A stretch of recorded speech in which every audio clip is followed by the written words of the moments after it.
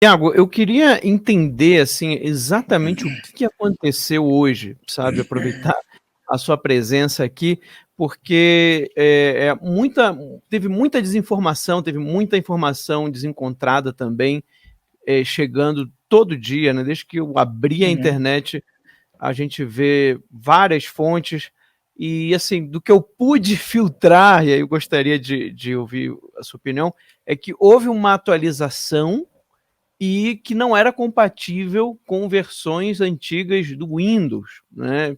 E aí isso seria o motivo da pane, portanto, tiraria a questão, é, a possibilidade, né? Não seria uma questão de um ataque cibernético coordenado.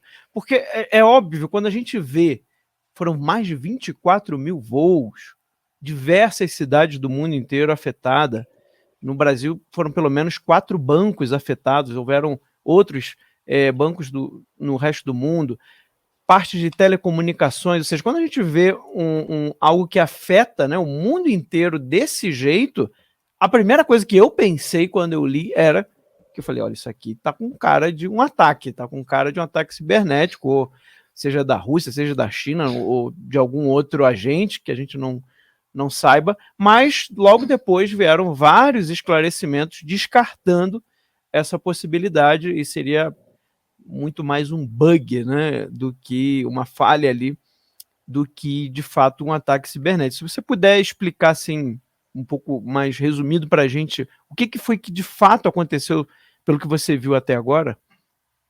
Perfeito.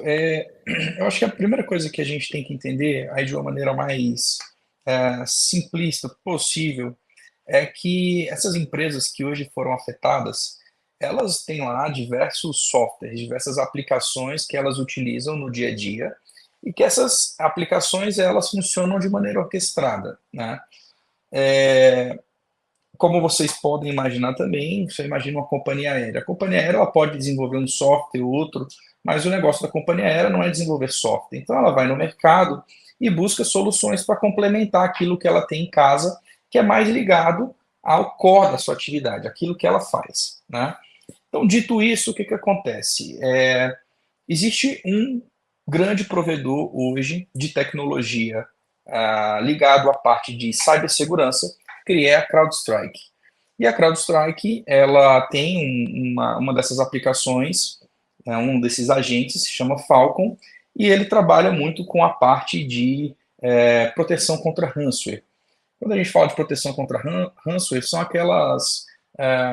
aqueles tipos de ataque, hackers, por exemplo, onde eu sequestro o seu dado, sequestro sua base de dados e te cobro um resgate para em alguma moeda digital para que eu então libere aquela base você possa utilizar normalmente.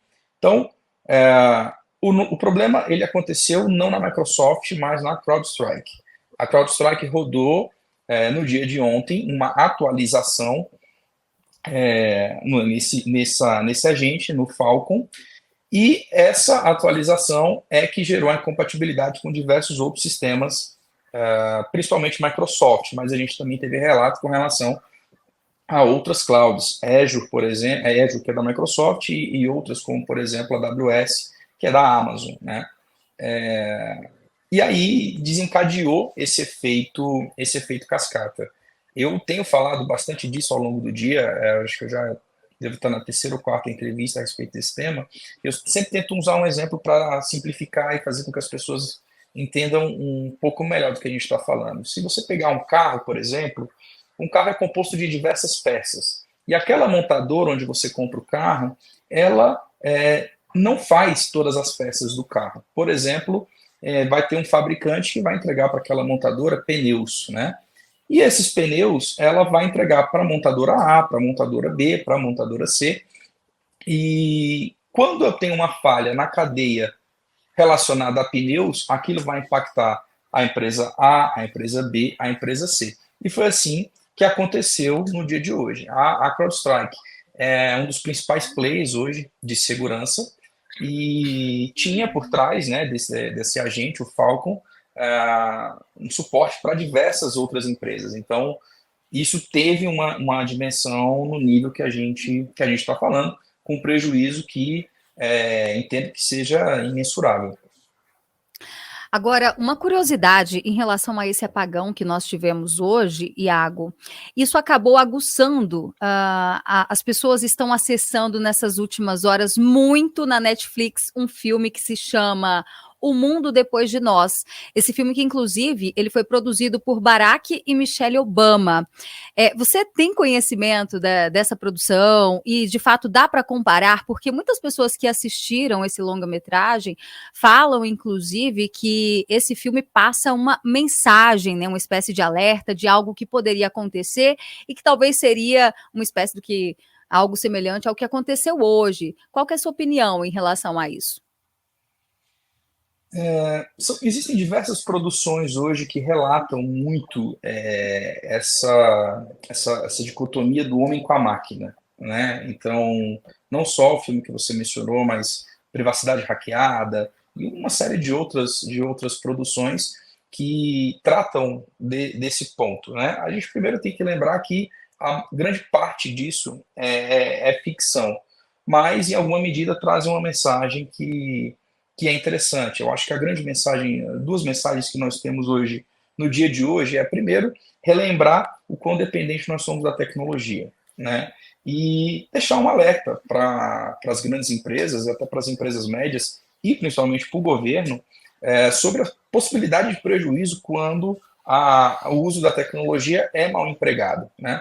Eu acho que é precoce ainda a gente cravar aqui culpados, responsabilidades, os erros, mas algo que de repente fica claro para quem está mais dentro da área é que houve uma falha de procedimento, né?